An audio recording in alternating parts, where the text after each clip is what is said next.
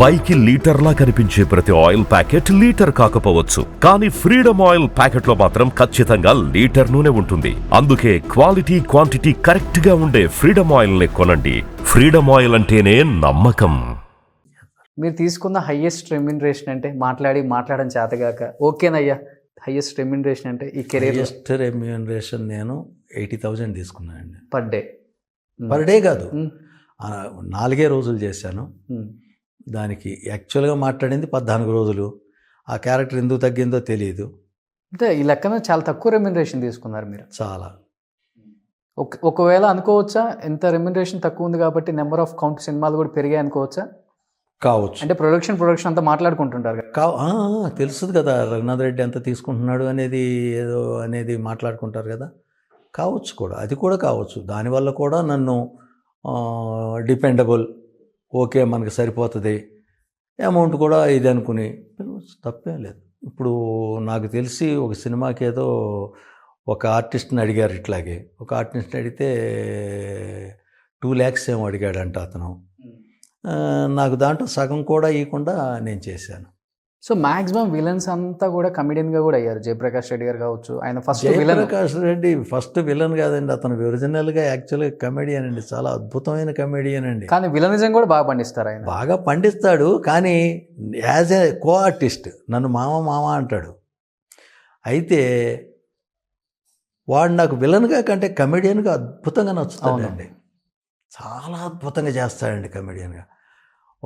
నంది అవార్డ్స్లో తిరుపతిలో ఆడుతుంటే ఒక నాటకానికి ఏమో విలన్గా తీసుకున్నాడు, ఒక నాటకానికి ఏమో కమెడియన్గా తీసుకున్నాడు నంది అవార్డ్స్.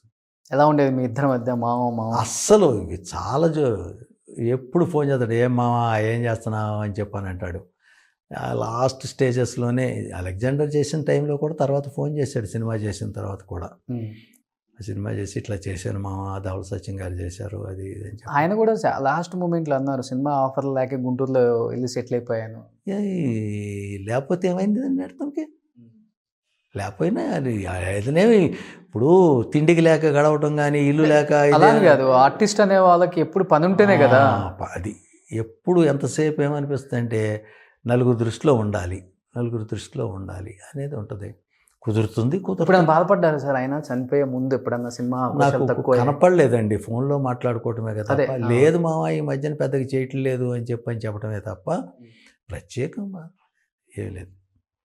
అసలు వాడు యాక్చువల్గా కోటీశ్వరుడు అయ్యేవాడండి. వాడు కరెక్ట్గా వాడి ప్రోగ్రాంలో వాడు ఉండుంటే 2 సార్లు సినిమా అంటే యాక్చువల్గా టీచర్ కదండి గుంటూరులో. వాడు ఏం చేశాడు, ఒక సిస్టమ్ ఒకటి తయారు చేసుకుని ఇంప్లిమెంట్ చేద్దాం అనుకునేటప్పటికి దాసనారాయణ గారు సినిమాల్లోకి పిలిచేసరికి ఏదో నాటకం చూసి వెళ్ళిపోయాడు.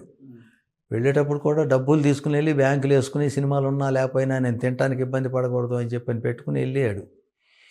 తీరా చూస్తే అక్కడ 5 ఏళ్ళు చేశాడు, 5 ఏళ్ళు 6 ఏళ్ళు సక్సెస్ కాల వాళ్ళ లెక్క ప్రకారం. దాంతో తిరిగి వచ్చాడు. ఈలోపు వీడు చేసిన ప్రాజెక్టు ఆ సిస్టమ్ సివి ధన్ అని చెప్పని గుంటూరులో ఒకనొక టైంలో ఈ ట్యూటోరియల్ కాలేజీలు ఉండేవి, ఆయన అడాప్ట్ చేశాడు. ఆయన కోట్లు సంపాదించుకున్నాడు, వీడేమో సంపాదించుకోలే. మళ్ళీ తిరిగి వచ్చి స్కూల్లోనే ఉన్నాడు. స్కూల్లో ఉండగానే మళ్ళీ ఇదే చేసుకుంటా ఉండగా మళ్ళీ దాసనారాయణరావు గారే మళ్ళీ పిలిచారు.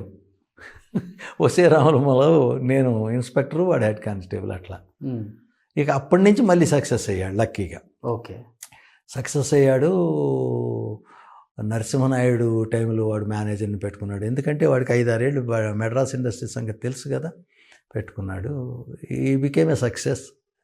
లక్కీ, అదృష్టవంతుడు. ఎలా ఉండేది కమెడియన్స్తో మీరు యాప్? బ్రహ్మానందం గారు అసలు బ్రహ్మానందం అయితే నన్ను మామూలుగా రఘునాథ్ రెడ్డి అన్నాండి, రే రఘు అంటాడు. ధర్మవరపు సుబ్రహ్మణ్యం గారు, ఎంఎస్ నారాయణ, నన్ను రఘునాథ్ రెడ్డి అని పూర్తి పేరుతో ఎవరు పిలవరు, రే రఘు అంటారు. చాలా బాగుంటుంది, చాలా క్లోజ్గా ఉండేవాళ్ళు, చాలా పద్ధతిగా. ఇండస్ట్రీకి ఒక బ్యాడ్ టైం అని చెప్పుకోవచ్చు. ఎందుకంటే ఒకనొక టైంలో 2014-13 నుంచే స్టార్ట్ అయింది. ప్రతి ఇయర్ ఒక కమెడియన్ మనం మిస్ అయ్యాం. ఎంఎస్ నారాయణ గారు కావచ్చు, ధర్మవరపు గారు కావచ్చు, ఏవిఎస్ గారు కావచ్చు, జయప్రకాష్ రెడ్డి గారు, అవతి ప్రసాద్ గారు, అవును, కొండవలస గారు, ఇలా చెప్పుకుంటూ వేణుమాధవ్ గారు, మొత్తాన్ని మిస్ అయ్యాం. చాలా ఎలా మంది అనిపించింది? అంత ఫ్రెండ్లీగా ఉండే అరే అరే అనుకునే ఫ్రెండ్స్ ఒక్కసారిగా అలా అలా పడిపోతున్నప్పుడు జయప్రకాష్ రెడ్డి దాకా మనం చూస్తూనే ఉన్నాం. ఎలా అనిపించింది సార్? ఏముందండి, ఏవిఎస్ గారు పోయినప్పుడు ఆయన మూవీ ఆర్టిస్ట్ అసోసియేషన్లో మేమిద్దరం కలిపి పనిచేసింది. నాకు ఆయన గురించి మాట్లాడమంటే ఏడుపు వచ్చింది. నాకు ఏడుస్తానే చెప్పా. పైగా I'm not a good orator చెప్పడానికి, కానీ ఇది నాకు పెద్దగా చేత కాదు. దాంతో అసలు ఒక్కొక్కళ్ళు నాకు ధర్మవరం సుబ్రహ్మణ్యం గారితో చేశాను, కానీ ఏవిఎస్ గారితో ఉన్నంత క్లోజ్ కాంటాక్ట్ లేదు నాకు. ఇప్పుడు మీరు చెప్పిన కొండవలస కానీ ఇంకోటి కానీ ఏదో 1-2 సినిమాలు అట్లా చేసినయే, కానీ యాక్చువల్గా కొండవలస చెప్పాలంటే ఆయన క్యారెక్టర్ ఆర్టిస్టు. ఆయన నాటకాల దగ్గర నుంచి నాకు తెలుసు. ఓకే. మేము కండక్ట్ చేసిన పరిషత్తులో కూడా నాటకాలు ఆడాడు ఆయన, క్యారెక్టర్ ఆర్టిస్టు. ఆ కళ్ళు చిదంబరం క్యాపిటలైజ్ చేసుకోలేకపోయాడు, ఆ వాయిస్ని ఈయన క్యాపిటలైజ్ చేసుకున్నాడు. ఏదన్నా కానివ్వండి, what ever the case maybe, but unfortunate. ఇలా మొత్తానికి ఇండస్ట్రీ మంచి ఆర్టిస్టులని కంటిన్యూస్గా పోగొట్టుకుంటూనే ఉంది. బాగా బాధ అనిపించింది మీకు ఎవరు ఈ చనిపోయిన వాళ్ళల్లో? ఏవిఎస్ గారు. చాలా. మేమిద్దరం అక్కడ ఆ పంజాగుట్ట కేర్ హాస్పిటల్ వెనక పక్కన ఇద్దరం ఎదురు ఉండేవాళ్ళం. నేను అపార్ట్మెంట్లో, ఆయన సొంత అపార్ట్మెంట్లో. ఆయన పోయినప్పుడు నేను చాలా బాధపడ్డాను. ఎందుకంటే అసలు ఆఫీసులో నన్ను చేయమని చెప్పి చేసి చాలా క్లోజ్గా ఉండేవాడండి. కానీ చాలామందిని ఇండస్ట్రీ కోల్పోయాం మనం. కోల్పోయారు. కొత్త కామెడియన్స్ కూడా వస్తూనే ఉన్నారు. They are also wonderful. వాళ్ళు బాగా పెర్ఫార్మెన్స్ ఉంది, వాళ్ళు కూడా చేస్తూనే ఉన్నారు. బట్ ఎప్పుడైనా ఏదైనా సందర్భం మీకు ఎదురైందా? అంటే సినిమా చాలా వరకు మనము ఆ సినిమాలో చేస్తున్నాం ఈ రోల్ అనిపించి సడన్గా ఒక్క నైట్లోనే క్యారెక్టర్స్ మార్చేసి వేరే ఆర్టిస్ట్ని పెట్టడం మీకు ఇబ్బంది పడ్డది? ఒక సినిమా అయిందండి, దాసనారాయణరావు గారిది అయ్యింది. అది కూడా అనుకోకుండా అయింది. మన నాట్ మిస్టేక్, నా సినిమా పేరు కళ్యాణ ప్రాప్తిరస్తు. కొత్త హీరో, కొత్త కుర్రాళ్ళు. సుమ దాంట్లో ఫస్ట్ టైం చేసింది, యాంకర్ సుమ. ఓకే. వాళ్ళు దాంట్లో నేను ఒక lady artist father character. Shooting అయిపోయింది, అంటే కొన్ని రోజులు చేసిన తర్వాత మధ్యలో గ్యాప్ వచ్చేసరికి నేనేం చేశానంటే, విజయ నిర్మల్ గారి సినిమా 2 కుటుంబాల కథ మెయిన్ విలన్, దాంట్లో కమిట్ అయ్యా. రాజమండ్రిలో చేస్తున్నాం, పంటల మీద చేస్తున్న టైంలో ఏమైందంటే ఇట్లా రావాలి అన్నారు. విజయ నిర్మల్ గారు ఏమో జనరల్గా వదలరు. అంత ఇది పని ఉండటమా లేకపోవటమా అనేది కాదు, కానీ ఆవిడ డేట్ అయితే ఆవిడ దగ్గర ఉండాల్సింది అక్కడ.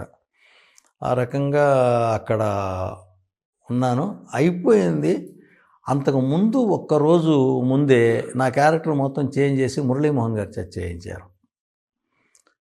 ఆ తర్వాత నేను వచ్చి అట్లా కాదు సార్, నేను ఏదో ఒకటి చేస్తాను అని అంటే, సరే ఇంకొక చిన్న సీన్ ఒకటి ఏదో క్రియేట్ చేసి నా చేత చేయించారు. అదొకటి పోయిందండి ఆ కొత్త సినిమా. దీనికి చాలా సినిమాలు మంచి మంచి రోల్స్ చేశారు, మంచి పేరు తెచ్చుకున్నారు. బట్ మంచి పేరు తెచ్చుకున్నాక కూడా మనకి మళ్ళీ కొన్ని చేదు అనుభవాలు ఎదురవుతూనే ఉంటాయి. కొన్ని సినిమాల్లో ఎలా ఉంటుందంటే ఏదో జూనియర్ ఆర్టిస్ట్ని పెట్టినట్టు వెనక పెడతారు, డైలాగ్స్ ఉండవు. అలా బాధపడ్డ సందర్భాలు సినిమాలు ఏమైనా ఉన్నాయా సార్ మీ కెరీర్లో? అలా జూనియర్ ఆర్టిస్ట్ లాగా నేను ఉన్న తర్వాత డెఫినెట్గా నా డైలాగ్ కోసం, దీనికోసం నేను నాటకాల్లో ఒక పరిషత్లో బెస్ట్ డైలాగ్ డెలివరీకి కూడా ఇది తీసుకున్నాను తిరుపతిలో. నన్ను పెట్టుకున్న తర్వాత అంటే సాటిస్ఫాక్షన్ లేదు, ఇంత చేసిన తర్వాత కూడా ఇలాంటి రోల్స్ అనిపించిన సినిమాలు లేదండి. అసలు నన్ను తీసుకున్నారు అని అంటేనే కరెక్ట్గా డైలాగు ఇది ఉంటేనే తీసుకుంటారు. నేను సీను చేశాను వెంకటేష్ బాబు గారిది, అదే హిందీలో మళ్ళీ తీశారు గోవిందా హీరోగా. చేస్తే నా క్యారెక్టర్ నేను చేసుకుంటానని చెప్పా. దీంట్లో ట్వింకిల్ కన్నా ఫాదర్ క్యారెక్టర్ చేసుకుంటానంటే వాకాడప్పారావు గారు అన్నారు, అమ్మో అది పెద్ద క్యారెక్టర్ అని చెప్పి నవీన్ నిశ్చల్ని పెట్టారు. నన్ను వేరే క్యారెక్టర్ చేయమన్నారు. దాంట్లో ఏంటి, పెయింటర్ ఉద్యోగం ఇచ్చే ఓనర్ క్యారెక్టర్ ఒక దీనికి నేను చేయమన్నా. నేను చెప్పా, హిందీలోనే డైలాగ్ చెప్పేశాను అంతా. హిందీలోని డైలాగ్ అంతా చెప్పిన తర్వాత నీలాగే చెప్పేవాళ్ళు ఇంకెవరైనా ఉంటే చూడు అంటారు. అయినప్పుడు నా క్యారెక్టర్ నేను చేసుకునేవాడిని కదా, ఇంత డైలాగ్ కూడా లేదు దానికి నిజం చెప్పాలంటే. ఓకే. అంతే తప్ప ప్రత్యేకం నన్ను కాదు అనుకునేది ఏదీ లేదు.